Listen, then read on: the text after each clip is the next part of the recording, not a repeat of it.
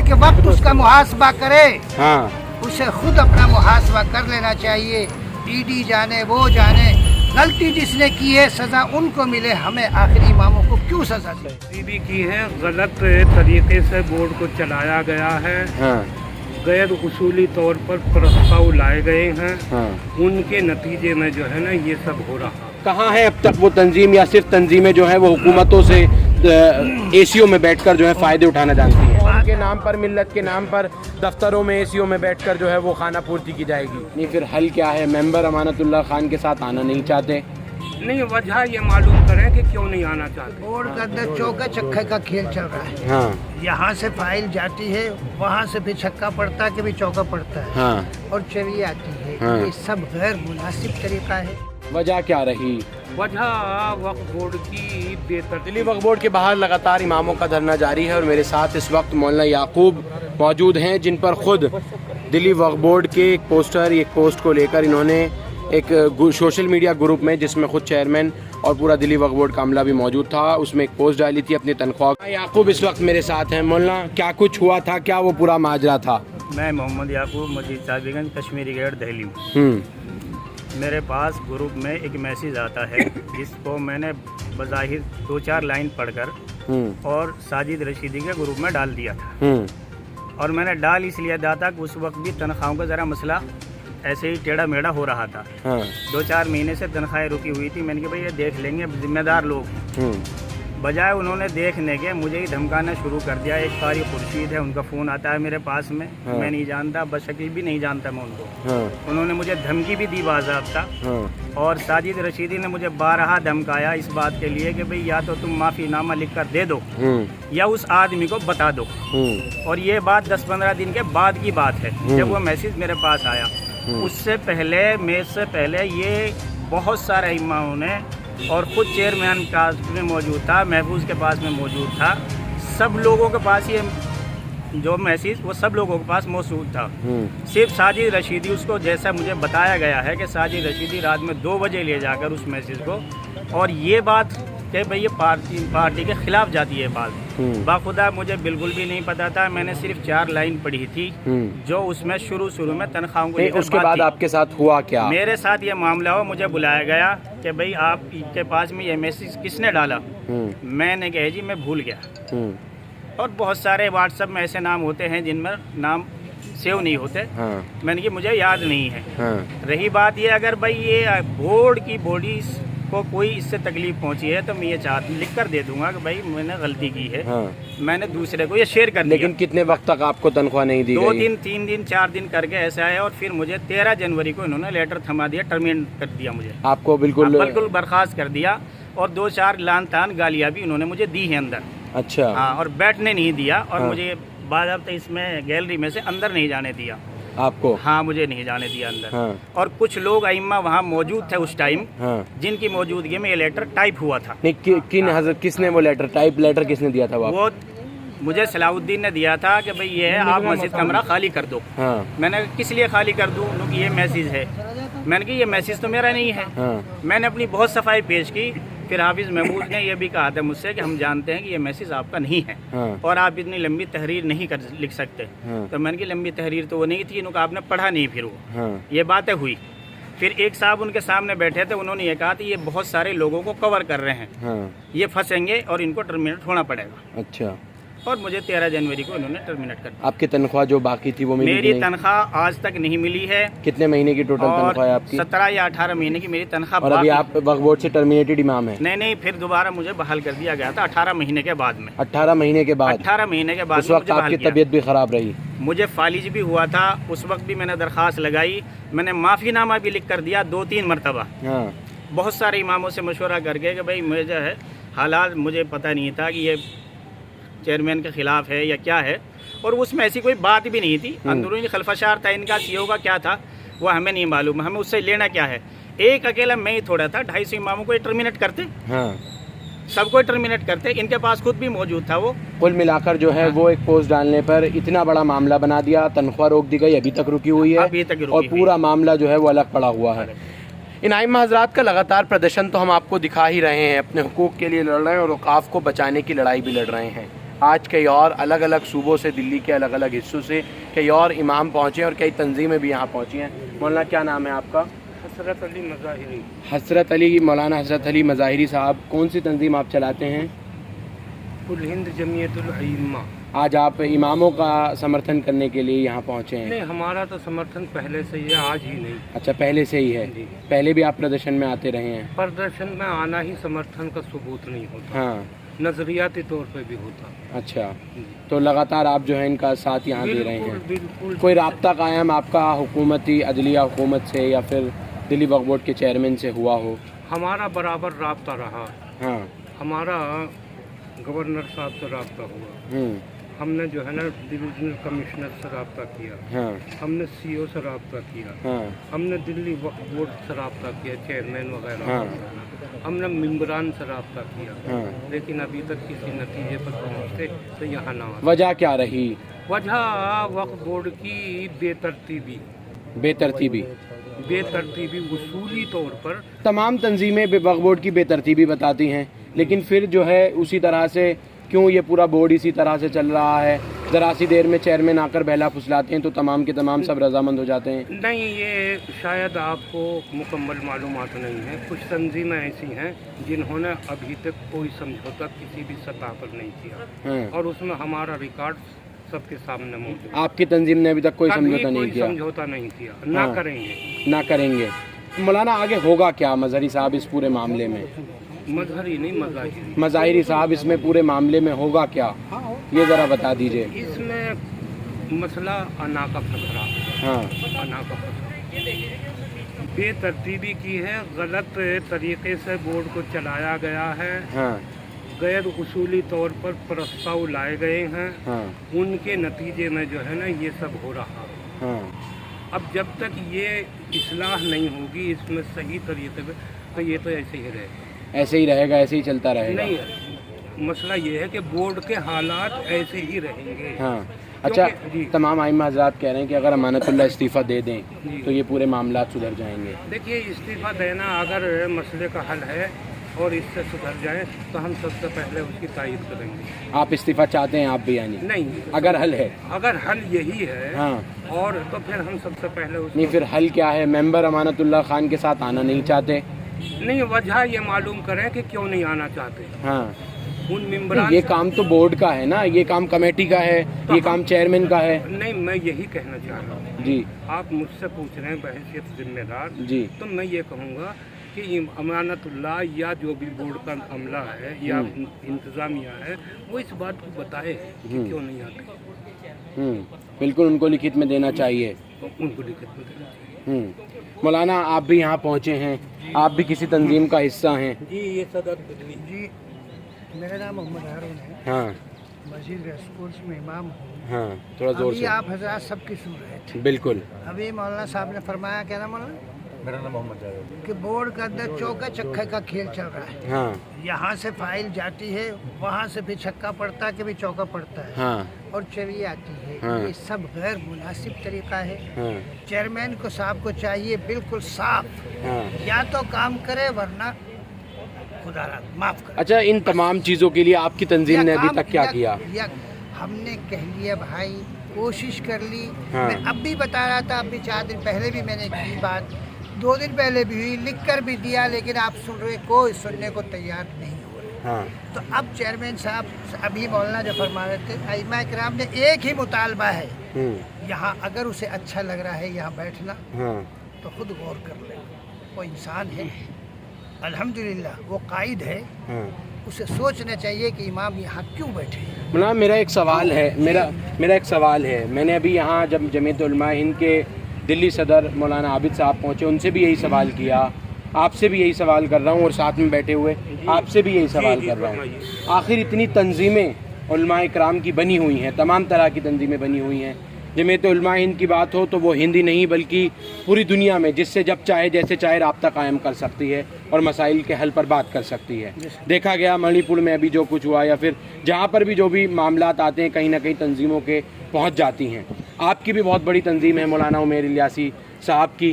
کہاں ہے اب تک وہ تنظیم یا صرف تنظیمیں جو ہیں وہ حکومتوں سے اے سی او میں بیٹھ کر جو ہے فائدے اٹھانا جانتی ہیں؟ بات آگے عمیر الیاسی کی، جی بہت صاف کہنا چاہتا ہوں، عمیر الیاسی صاحب کو کوئی تعلق نہیں ہے، انہوں نے ایک آرگنائزیشن بنائی ہوئی ہے، آرگنائزیشن سب سے پہلی اماموں کے تعلق سے ہے نا سب سے وہ؟ پہلے مولانا جمیل الیاسی صاحب مرحوم نے سب سے پہلے بنائی تھی، ہاں سب سے پہلے بنی تھی جی۔ اور بہت مضبوط بھی تھی، لیکن مولانا کے بعد میں وہ سب چیزیں ہوائی سب ہو گئی، نام رہ گیا، کام نہیں ہو سکتا، مطلب اس میں کوئی رد و بدل جو ہے وہ نظر نہیں آیا؟ کوئی کچھ نہیں آیا۔ ہاں اب صرف مختصر یہ ہے، آپ نے سب کے سن لیا، مختصر یہ ہے کہ چیئرمین صاحب اپنا فیصلہ اپنے ضمیر میں خود کر لے، ہاں اگر وہ اپنا معاہدہ وعدہ پورا کر چکا ہے تو کام کر لے، ورنہ چھوڑ یعنی جائے۔ چیئرمین کو اب محاسبہ کر لینا چاہیے اپنا کہ کر لینا، اس سے پہلے کہ وقت اس کا محاسبہ کرے، ہاں اسے خود اپنا محاسبہ کر لینا چاہیے۔ ای ڈی جانے وہ جانے، غلطی جس نے کی ہے سزا ان کو ملے، ہمیں آخر اماموں کو کیوں سزا دی جائے؟ اچھا ایک آخری سوال میں آپ سے بھی لینا چاہوں گا، تیسری طرف آپ بھی بیٹھے ہیں، لگاتار اوقاف پر حملے ہو رہے ہیں، وقف جائیدادوں کو چھینا جا رہا ہے، ان کی بھی بچانے کے لیے آپ یہاں بیٹھے ہیں، تمام چیزوں کو لے کر مسجد درگاہ مدرسے تمام کو داؤ پر لگا دیا جا رہا ہے، کورٹ کہتا ہے کانفیڈنس میں لیجیے دلی وقف بورڈ کو، دلی وقف بورڈ وہاں کھڑا رہتا ہے اور بلڈوزر چلتا ہے، کوئی کارروائی نہیں کی جاتی۔ دیکھیے محترم، یہ وقف بورڈ جو ہے جب سے بنا ہے، ہاں جب سے لے کے اور آج تک ہاں اصول اور ضابطے کے حساب سے کبھی نہ کبھی کہیں نہ کہیں خامیاں رہی ہیں، اور وقف بورڈ کی نااہلی کی وجہ سے اکثر وقف بورڈ کی جائیدادیں جو ہے وہ پھسلتی گئی، جس نے چاہا قبضہ کر لیا، کوئی پرسان حال نہیں ہوا، کورٹ میں گئے، کیس کیا، یہاں کے وکیل جو ہے وہاں پر ریکارڈ پیش نہ کر سکے، اس بنا پر وہ ون سائیڈ کر کے ان کے حق میں دے دیا گیا ہے، یعنی جائیدادیں ایسے چلی جاتی ہیں۔ میری نظر میں بھی کئی جگہ ہیں ایسی جو کہ اس طرح سے کیا گیا اور انہی کے حق میں فیصلہ ہو گیا۔ آپ وہ سینے تان کر یہ کہتے ہیں کہ وقف بورڈ بھی ہمارا کچھ نہیں کر سکا، آپ کیا کہہ سکتے ہیں؟ تو مسئلہ یہ ہے کہ دہلی کی 33% جو لینڈ ہے وہ وقف لینڈ ہے، بالکل، اور وقف بورڈ ابھی یہاں 2-3 روز پہلے کی بات ہے، کچھ لوگ یہاں بات کر رہے تھے ائمہ حضرات میں سے بھی، اور میں بھی اس بات کو کہہ رہا ہوں کہ وقف پراپرٹی اتنی ہے، اگر اس کا صحیح استعمال ہو تو انشاءاللہ یہ 18,000 کیا 50,000 یا 60,000 یا 70,000 بھی کوئی مشکل وقف بورڈ کو نہیں ہوگا کہ وہ اپنے ائمہ کو تنخواہ دے، اور جہاں 1,500 2,000 وظیفہ بیواؤں کو دیا جاتا ہے وہاں 5,000 بھی دیا جا سکتا ہے، 10,000 بھی دیا جا سکتا ہے، غریب لڑکیوں کی شادی بھی کرائی جا سکتی ہے، غریب بچوں کو اسکالرشپ دے کر انہیں آگے بڑھایا جا سکتا ہے۔ یعنی تمام اسرائیل کا جو ہے وہ مناسبت طریقے سے استعمال کیا جانا چاہیے، اس پر کام کیا جانا چاہیے۔ آخری آپ مولانا آپ اپیل، ہاں یہ بات یہاں تک آ ہی گئی ہے ہاں تو کچھ ایسی باتیں بھی جو ہے نا آپ کے سامنے بتا دی جائیں ہاں جو اب تک ہم نے سامنے نہیں رکھی۔ بالکل، دلی وقف بورڈ میں کی جو پراپرٹی ہیں 12,000 ایکڑ 12,000 ایکڑ دلی کے اندر، دلی وقف بورڈ کی پراپرٹی 12,000 ایکڑ۔ ہاں اب اس کو آپ جان سکتے ہیں کہ کتنی ہوگا اور کہاں کہاں ہے، وہ بھی ہاں۔ بڑی قیمتی۔ اس کے علاوہ 2013 میں جو اس زمانے کے سینٹر منسٹر تھے وقف کے، ہاں ان کے اپنے ریکارڈ کے طور پر تاریخی ریکارڈ محفوظ ہے ہاں کہ اگر دلی ہندوستان کے وقف بورڈ کی پراپرٹیوں کا صحیح استعمال ہو جائے تو 20 لاکھ کروڑ تک کی آمدنی ہو سکتی ہے سالانہ، یعنی پورے دیش کا جو ہے تمام رقبہ چلایا جا سکتا ہے وقف پراپرٹیوں سے ہی۔ جی اچھا، اب یہ تو ہو گئی میں قانون، ہاں اب میں اپنا واقعہ بتاتا ہوں۔ بالکل، یہ ہے مولانا تہرے کی، جب ہم کیجریوال سے ملے تھے تہرے 2011 تہرے مئی، یعنی ان کی پارٹی بننے سے جس پہلے، وقت کیجریوال صاحب کا کوئی جانتا بھی نہیں تھا، ہاں جو آج منسٹر اور ایم ایل اے بن کر جو ہے نا اپنے کو بتا رہے ہیں، اس وقت تک کیجریوال کے نام سے بھی واقف نہیں تھا۔ ہم 12 آدمی 12 इमाम केजरीवाल ने बुलवाए थे हमें, हमारे एक दोस्त लखनऊ में रहते हैं, उनके ज़रिए कि मैं भी आ रहा हूँ और आप भी आ जाइए। हम यहाँ से अपने इमामों को लेकर गए, जिस वक्त वो कोशाम्बी में रहते थे, उनके मकान पर गए। यही टाइम था, इससे थोड़ा पहले। वहाँ हम बैठे, केजरीवाल साहब और सिसोदिया ये दोनों थे। इन्होंने बात की तो उन्होंने कहा कि मौलाना, ये बाई फेस बात है मेरी, आप भी गवाह हैं और भी आपको दिया जाए, हाँ मुख्तसर कीजिए, बिल्कुल बहुत मुख्तसर, रुक जाइए, कहने दीजिए। उनसे जो है ना, उन्होंने कहा कि मौलाना 28 मई को बूट क्लब पर इतनी टोपी हों कि खालिस मुसलमान नजर आए। बूट क्लब पर, हाँ बूट क्लब पर आप उठ जाइए। हमने जो है ना उनसे ये कहा कि ये नहीं हो सकता, कुछ चीज़ें जो है ना कर दीजिए उस पर। तो हमने वो बैठ कर ये कहा कि आप जब हाकिम बन जाएं और बनने वाले हैं तो हमारा काम सिर्फ ये है कि हम आपसे ये कहते हैं कि आप जो है ना दिल्ली वक्फ बोर्ड जो आपके कंट्रोल में आए उसकी प्रॉपर्टियों को आज़ाद करें। तो क्या कहा उन्होंने इस वक्त? उन्होंने कहा कि हम ये नहीं कर पाए। उन्होंने साफ तौर पर उसी वक्त कह दिया था, उसी सब कह और उठ के चले गए। आप इतनी बड़ी बात जो है वो आज कह रहे हैं। कई बार कही केजरीवाल साहब से यही बात कही है, आपको याद करो, तो ये सब। तो अब मैं सिर्फ ये कहना चाह रहा हूँ कि दिल्ली वक्फ बोर्ड का उस वक्त तक निज़ाम सही नहीं हो सकता जब तक दिल्ली वक्फ बोर्ड का मुंतजिमा अपने हक पर ना आ जाए और सही रास्ता, यानी उसको आज़ाद ना पूरी तरह से कर दिया जाए फैसले लेने के लिए। आखिर बात मौलाना आप बता दीजिए। मैं इन दोनों हजरात की बात की तायद करते हुए ये कहना चाहता हूँ कि हम आंधियों से भी अपना वजूद मनवा लें, अगर सिस्टम सही हो।